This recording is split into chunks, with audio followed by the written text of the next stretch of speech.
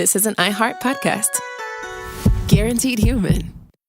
Work can be a little weird. Cringy training seminars, coworkers who won't stop talking about their plant, forgetting the mute button at an inopportune moment. We have to deal with a lot on any given workday. Sometimes it can feel hard to thrive and move forward in your career. Well, that's where LinkedIn comes in. LinkedIn helps you get ideas and insights from experts in your field, connect with people professionally, grow your network, and access tools designed to help you find the right fit for your next role. Whether you're just getting started, figuring out your next move, or looking to accelerate your career, LinkedIn is built to support you at every stage because LinkedIn is the network that works for you. Visit linkedin.com/knowstuff to learn more.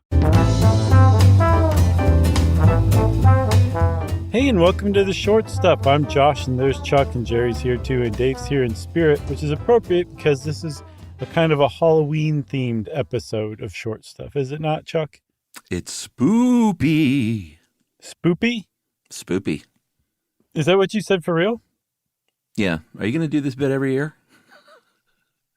I don't remember you saying it. So yes, as long as I forget the next day, yes, every year I'm going to do this. Spoopy, S-P-O-O-P-Y, is a lighthearted spooky. Okay. Is that your own trademark slogan? No, look it up. Okay, I will look it up. I'll forget all about it and won't look it up. And then next year I'll agree to look it up again. No, we should all pause, let you look it up. Okay. Since this is Short Stuff, we'll just let the tape roll. All right. Oh, look, there it is. Yep, you're right. Spoopy. No, I didn't make it up. It's a thing. Okay. You know what else is a thing, Chuck? Candy corn? Candy corn. That's right. It is a thing. It's one of the most divisive candies. It's probably the most divisive holiday candy of all time. Where do you land? Oh, I don't like it at all. Okay. Do you like it? I mean, there's a bit of a nostalgia play. I definitely can't say that I think it's like, oh boy, this tastes great. I can't wait to eat it. Right. But like if someone throws a candy corn in my mouth and I happen to be chewing, I'll be like, oh, that old memory. But I don't go, puh, puh. I got you. We need to get one of those house divided license plates. Right. Sure. So candy corn is actually super old. We know it's at least coming up on 150 years old. They think it came out in the 1880s. And by the way, thanks big time to History.com, Better Homes and Gardens, alwaysatreat.com, mbhenry.com, and candystore.com. A lot of .coms in there. But yeah. One of the things about candy corn is its origins are murky, so people just generally say, "Yeah, this guy's the inventor."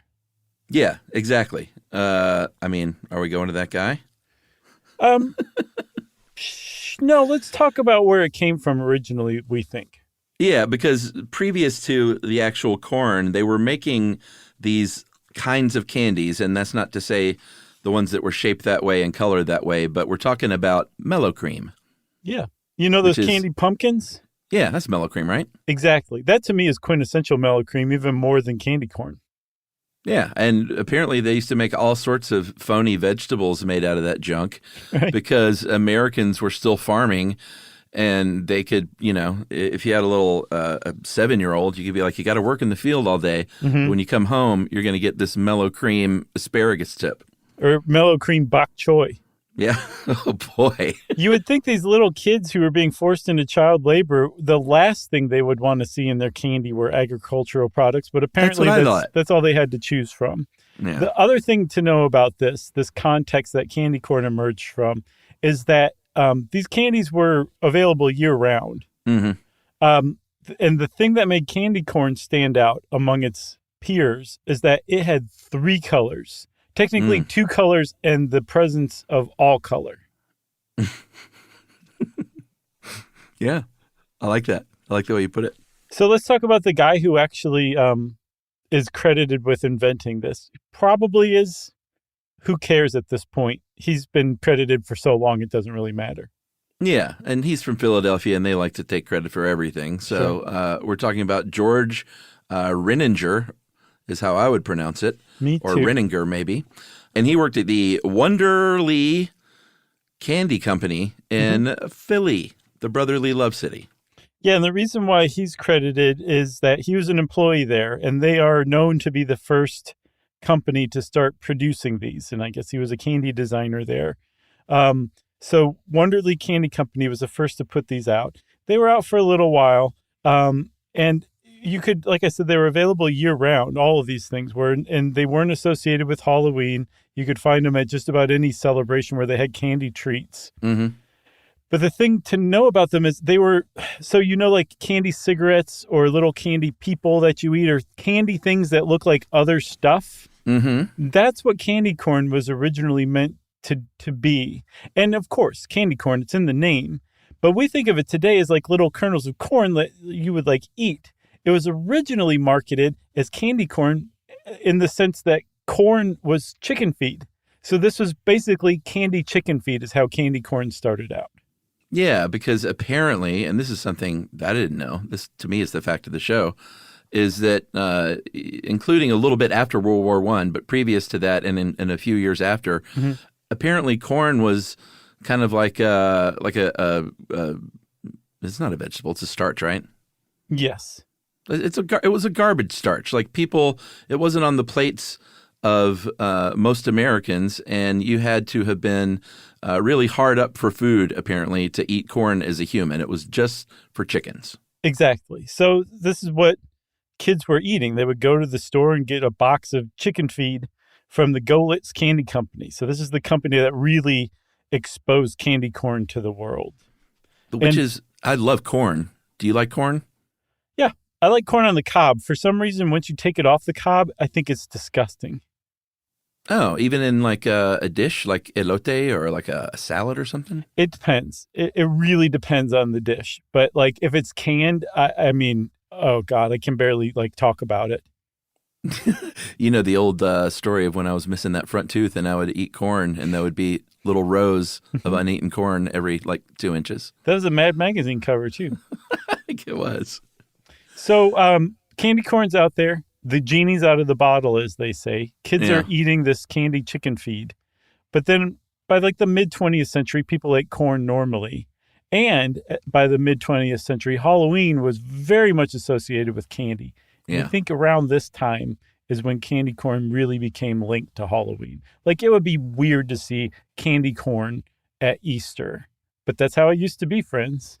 Yeah, but now it's linked starting in the mid-20th century, like you said, to Halloween, and we will take a break, yeah? Yeah. And we'll talk about how you make this stuff right after this.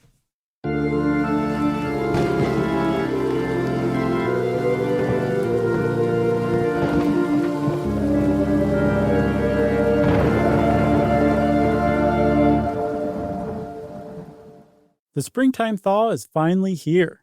Flowers are blooming, days are longer. We're saying yes to more plans and finally getting outside, running, walking, just moving again. It's the perfect time to upgrade your everyday go-tos with Bombas. Take Bombas sport socks. They're super comfortable and designed with sport-specific tech for running, cycling, yoga, hiking, you name it. I use them to run in, and I can tell you they work beautifully. So head over to bombas.com and use code SYSK for 20% off your first purchase. That's BOMBAS.com, code SYSK at checkout. Hey, everybody. Here's a fact for you. In the United States, there is a break-in every 26 seconds, and that means that somewhere right now, an intruder is getting closer. And the problem with most security systems is that they only alert you after the break-in has started, and that's too late. Well, that's what makes SimpliSafe different. They use alerts. SimpliSafe's U.S.-based live agents, they identify threats on your property and help deter them before they actually break in. So the intruder never gets into your house. The crime is stopped before it even starts. That's right. And another great thing about SimpliSafe is they have no long-term contracts. They give you peace of mind and great value with their monitoring deterrence plans because they just start at about $1 a day. Yeah, Simply Safe sent us a setup years back, and I still use mine every day. Yeah, and apparently setup, you can do it by yourself in under 30 minutes, so it's a really good value and it doesn't take long. So if you want to experience the Simply Safe peace of mind, you can take advantage of the Simply Safe discount offered to Stuff You Should Know listeners. Right now, you can get 50% off your new system by visiting simplysafe.com/stuff. That's half off at simplysafe.com/stuff. There's no safe like Simply Safe.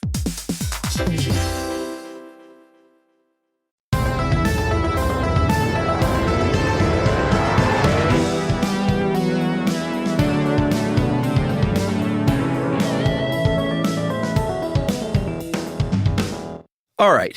You went to that website, alwaysatreat.com, and they had a pretty good story there about how they used to manufacture this. And it's not a whole lot different than they do it today. Obviously, it's automated today, but back then you would get a bunch of dudes, and they would get sugar and corn syrup and some other, magical ingredients. Mm-hmm. And they would cook it in these big kettles and boil it all up. They would add a little marshmallow, maybe a little fondant, to smooth it out a little bit, and 45 pounds at a time, they would make this warm slurry, and they would pour it into buckets called runners, and then these guys called stringers would walk backwards down a line and pour this candy into these little molds, these little trays in that classic iconic kernel shape. Yeah, and the trays were made of cornstarch, and it would take 3 passes, and for some reason, I don't understand why the stringers, the guys pouring the candy corn slurry into the molds, would walk backwards. Do you? No, I don't. I was trying to think it might be easier to pour. I mean, it was probably had something to do with the setup. I mean, I could understand if you're left-handed, you're walking backwards. But if you're right-handed, yeah, I think right-handed, you'd be walking backwards if the thing was on your left. There's no explanation I can find for why they would walk backwards. Well, they are from Philly, so maybe they were just like, we're candy corn stringers. We walk backwards. Yeah, probably. You never know. That answer's as good as any. But the whole thing is that it would take 3 passes because they would put the white in, then the yellow, and then the orange. And that's how it was originally made. And basically nothing has changed except, like you said, it's become automated. They use essentially the same ingredients, which, are you ready for this? Mm-hmm. It's, like you said, made with sugar. It's made with fondant, which is sugar, water, and corn syrup. It's made with corn syrup, which is a whole bunch of different sugars, mostly glucose, vanilla flavoring, and marshmallow cream, which is made from corn syrup, sugar, water, and eggs. So there's a lot of sugar in these things. And they melt them into a slurry, all those ingredients, and they pour them into cornstarch molds just like they did 100-something years ago. Yeah, boom, boom, boom. They just layer up the colors just like that. More than, and this is according to the National Confectioners Association, the NCA says 35 million pounds of this stuff, which amounts to 9 billion pieces of candy corn, are produced annually in modern times. Yes. And even in keeping in tradition, they make the machines work backward for some reason when they're pouring the slurry. That's right. And are we done? Of course not, because somehow you found actual survey statistics on how popular this stuff was. Yeah, because there's a thing. It's been around for almost 150 years for a reason. And the reason is there's some people out there who actually like candy corn. Yeah. I know it's weird. It's a weird thing to say, but it's true. So much so that the National Retail Federation, a font of statistics that have to do with shopping, purchasing, and consumerism in general, said that in 2019, 95% of people who shopped for Halloween stuff bought candy corn. 95%. I'm not one of them. I wasn't either. We're in that weird 5%, but I can't believe it. The thing is I don't think all those people are eating candy corn necessarily. No, and it turns out if you go on to crafty websites, there are all kinds of fun little crafts you can do with candy corn, because it is the color itself lends itself to sort of fall feelings and fall crafts. So you can do all kinds of stuff. Basically, you can hot glue it on whatever you want to. Basically, yeah. I saw a cute one. I can't remember where, but if you spike a pumpkin, you can make a little candy corn pumpkin hedgehog. Oh, that's cute. It's adorable. Okay, so I found some more stats too, Chuck. All right, let's hear it. Like, I don't know. Where is it popular? Yeah, CandyStore.com looked over 16 years of their shipping data That's amazing. to identify the top 3 favorite candies for each state. And candy corn was in the top 3. It was not the first for any state, but it was in the top 3 for a bunch of different states, from South Carolina to Maine to North Dakota to Michigan to New York. And then nationwide, it was number 8. That's amazing. And we should thank Leslie, the temp at CandyStore.com that month, who they tasked with doing this. You're right, for sure. Poor Leslie. Yeah, poor Leslie. That's all right. It probably wasn't a bad job. All right. They also did a poll, and I think Leslie was in charge of this too, because did they poll 3,000 people? 3,247. Did they poll 3,500? Nope. I guess they polled everyone that they had their email contact for, which was, like you said, 3,247. And they said that, do you like it? Do you hate it? Why? And nostalgia, which is what I mentioned, that was one of the big reasons why people get this stuff. It's something they had when they were a kid that they might have liked the taste of when they were a kid. And then as adults, they'll say, well, I gotta be in that fall spirit, and let's grab a bag. Yeah. And then sweetness was another one for people who like candy corn. And then conversely, sweetness was a big reason people don't like candy corn. Yeah. One of the respondents said it was like biting into a sugar cube, and that's pretty close to accurate. There's also the waxy texture that puts some people off, including me. I actually don't mind that part. Oh, yeah? I tell you what, though, I haven't had one in years, but it's an unforgettable flavor. Yeah, I have had it. I can bring that flavor to mind, too. I don't want it again, essentially. Yeah, I'm with you. And overall, though, out of that 3,247 Americans they polled, 56% were fans and 44% were not. So there are more people, at least according to that poll, who like candy corn than don't. That's right. And if you thought it couldn't get any better, everybody, Leslie drilled down even further and found out how people eat them. 51% just pop it in their mouth and crunch it like it's a piece of popcorn. Normal.